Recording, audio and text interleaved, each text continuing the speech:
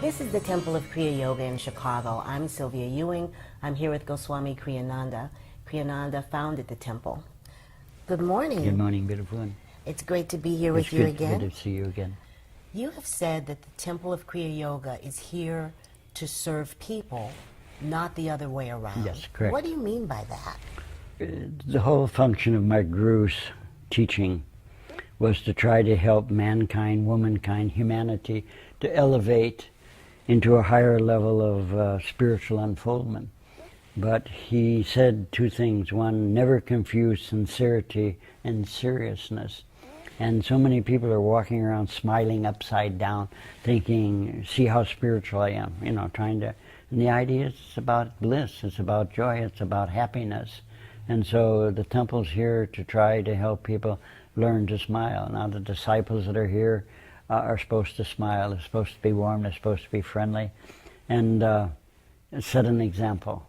And then the fellowship, as Yogananda said, is an extremely important factor. So they come to share common ideas and communicate with each other.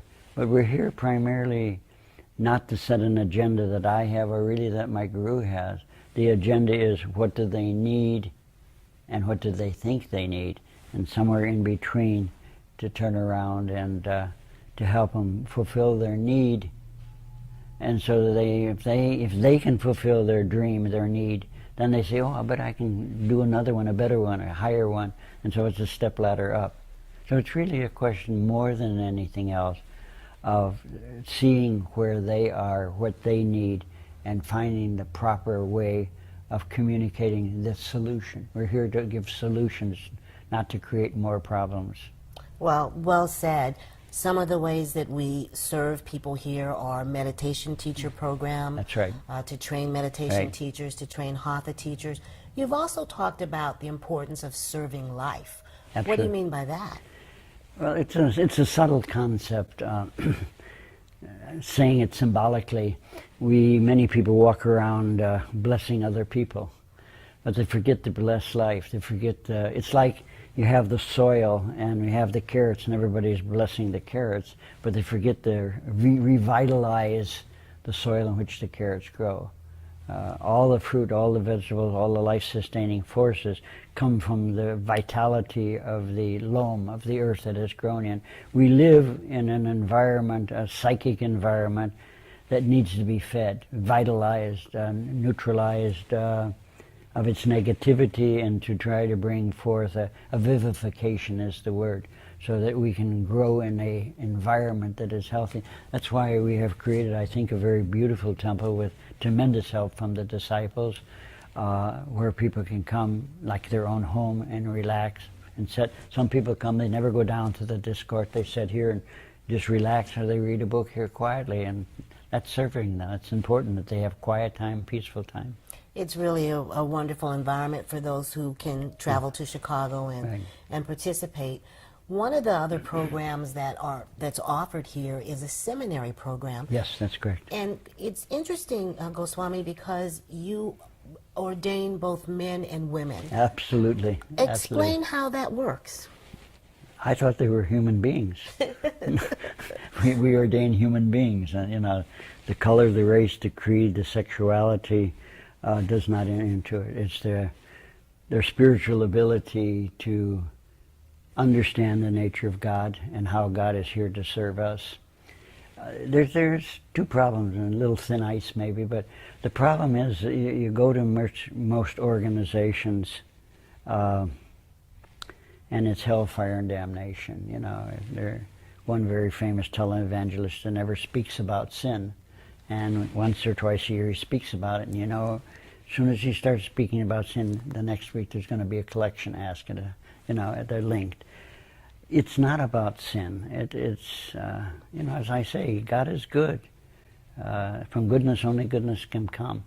This all idea of negativity and sin and so forth is a man-made concept, not a God-made concept. So we do in our seminary do not say you can't be Pope because you don't have the configuration of a man. It's ridiculous. Forgive me for being honest. It's what's up here and what's in the heart that makes one a priest or a swami. And how would one know that you're called to be a Swami or that you're called to that Well, life? if they don't know, then they haven't been called. How do I know if I'm in love? I'll ask my brother. No. It's fairly evident. There are other people who join the seminary not with any other purpose than to learn what the priests learn, which is forgiveness, which is love, which is meditation, which is hatha yoga, which is mantra, and what I would call the deeper esoteric aspects. Very important. It's the most important program we have, in my opinion. They're all important, but that seminary is important because it allows people to learn the ancient truth of what a priest is. If you want to call it a Swami, fine. You want to call it a rabbi, fine. And it's interesting, we did a survey a few years ago with the seminary as well as with the people coming to the temple. A third are Catholic, a third are Jewish, and I don't know what the other third is, undeclared, I guess. And you can participate in the seminary program from anywhere, right? That's right. We have a have to home be in study, we Chicago. have teleconference calls that we have, and like all the electronic wonderful things, we save them a lot of time and travel, so if they're not living in Chicago, they definitely can participate. If someone is in a home study program now, what is your suggestion for them to help them make it as effective as possible? To analyze, we call it tarka. Every day at the end of the day, the Swami is supposed to think and reflect and say, what's the most terrible thing to happen to me today? It may be very little. What is the most terrible thing? Then ask the question, why was it terrible? And this necessitates an understanding that the stress is not coming from outside. There's an event, an experience coming from outside, but it's our head that causes our stress, and so they have to keep asking why. So it's to try to recognize their problems and try to find, as we offer various solutions for various psychological problems, mental problems, from a spiritual level, not from a healing level. So to ask questions, to keep asking questions. Thank you so much. You're welcome. Thank you, beautiful one. This is the Temple of Kriya Yoga in Chicago. Sri Babaji taught Lahiri Mahasya. Lahiri Mahasya taught Sri Yukteswarji. Sri Yukteswarji taught Paramahansa Yogananda. Paramahansa Yogananda taught Sri Sheliji. Sri Sheliji taught Goswami Kriyananda. Thanks for watching.